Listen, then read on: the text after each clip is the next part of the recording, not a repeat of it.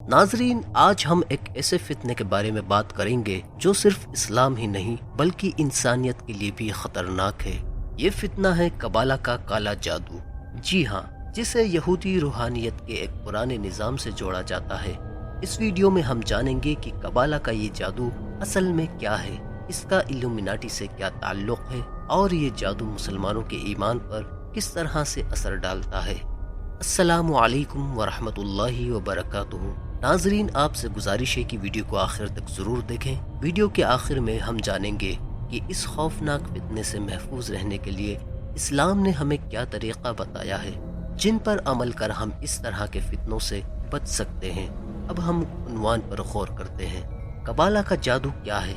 नाजरीन, कबाला असल में यहूदी रूहानियत के पुराने सिलसिले यानी कबाला से निकला है। ये सिलसिला यहूदी मजहब में रूहानी मारिफत का एक तरीका है। ये एक काफी पुराना निज़ाम है जो आज से हजारों साल पहले अपने वजूद में आया। ये निज़ाम अपने अंदर कुछ ऐसे रूहानी तसव्वुर रखता है जो देखने में बिल्कुल आम लगते हैं, लेकिन असल में ये शैतानी ताकतों का मजमुआ है जिसमें अल्लाह की असलियत, आलम की सिफात और इंसानी रूहानियत के मकासद को समझने की कोशिश की जाती है।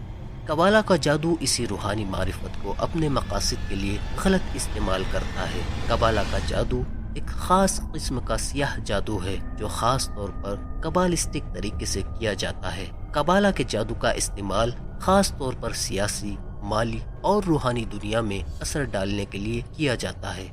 इसके जरिए मखसूस मकासद और हुकूमती असर को बरकरार रखना चाहा जाता है। कबाला का जादू कैसे किया जाता है? नाजरीन, कबाला के जादू में अक्सर ऐसे नक्श और कदीम अकायद का इस्तेमाल किया जाता है जो रूहानी असर और कुव्वतें भुलाने के लिए होती हैं।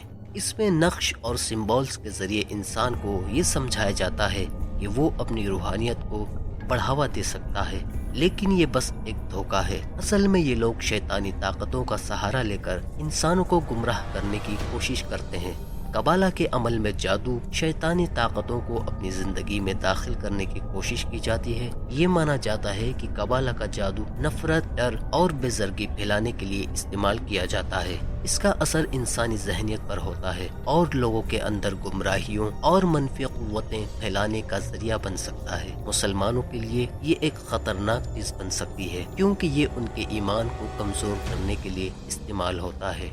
जादू का इल्यूमिनाटी से ताल्लुक। नाजरीन, इल्यूमिनाटी एक ऐसी तंजीम है जिसका मकसद दुनिया पर हुकूमत करना और लोगों के अकायद को अपने मर्जी के मुताबिक कंट्रोल करना है।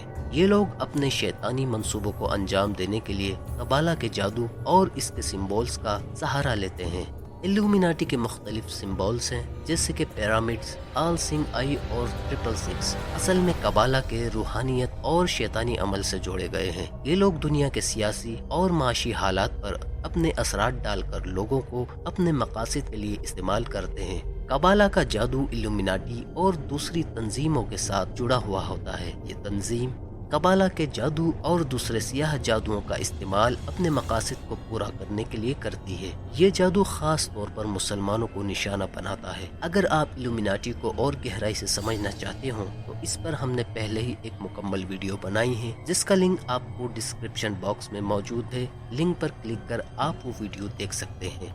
जादू किस तरह हम पर असर करता है? नाज़रीन, जादू का असर इंसान की रूहानी और जिस्मानी हालात पर होता है। जब कोई इंसान कबाला के जादू या किसी और शैतानी अमल का शिकार होता है तो उसके दिलो दिमाग पर बुरे असरात पड़ने लगते हैं और ये हमारे ईमान पर इस कदर असर डालता है कि इंसान के ईमान में कमजोरी आ जाती है। वो अपनी इबादत में गफलत महसूस करता है और उसके दिल में खौफ, डर और नफरत के जज्बात पैदा होते हैं। जादू के जरिए इंसान को रूहानी बीमारियां, नफ्सियाती परेशानियां और चिड़चिड़ापन होता है। इस्लाम में जादू को इंतहाई नशेब चीज माना गया है। जब इंसान का ईमान कमजोर होता है तो वो अपने खुदाई रास्ते से हटकर शैतानी रास्ता अपना लेता है। इसलिए मुसलमान को चाहिए कि अपने ईमान की हिफाजत करे और अपने आप को ऐसे शैतानी अमल से महफूज रखे। कुरान और सुन्नत में जादू को कुफ्र और शिर्क के बराबर माना गया है और ये ऐसा अमल है जो इंसान के ईमान को बर्बाद कर सकता है। جیسے کہ سورہ البقرہ میں اللہ تبارک و تعالی نے ہاروت اور ماروت کا ذکر کیا ہے، جو لوگوں کو جادو سکھاتے تھے مگر انہیں ساتھ یہ بھی سمجھاتے تھے کہ یہ ایک فتنہ ہے اور اس سے بچنا ضروری ہے۔ تو آئیے اب ہم سمجھتے ہیں کہ ہم کس طرح ان بری طاقتوں سے بچ سکتے ہیں۔ مسلمانوں کو اللہ نے قرآن میں ہر فتنے سے بچنے کے لیے ہدایت دی ہے۔ قبالہ کے جادو سے بچنے کے لیے ایمان کی مضبوطی سب سے ضروری ہے۔ ہر روز اپنے دن کی شروعات بسم اللہ سے کریں اور صرف اللہ سے مدد مانگے، چاہے کیسی بھی آزمائش ہو۔ اس کے علاوہ روزانہ قرآن کی تلاوت کریں، خاص کر سورہ الفلق، الناس اور آیت الکرسی کو اپنے روزانہ کے ذکر و اذکار میں شامل کر لیں۔ قرآن کریم کی یہ آیات آپ کو ہر قسم کی بری طاقتوں اور شیطان سے محفوظ رکھتی ہے۔ قرآن کی تلاوت، اللہ سے دعا اور سنتوں پر عمل سب سے بہترین طریقہ ہے۔ اس کے علاوہ ہر غلط اور گمراہ کرنے والی چیزوں سے دور رہیں اور صرف قرآن و سنت پر عمل کریں۔ آپ کو ہمیشہ ایسے لوگوں سے دور رہنا چاہیے جو جادو یا شیطانی عمل میں دلچسپی رکھتے ہیں۔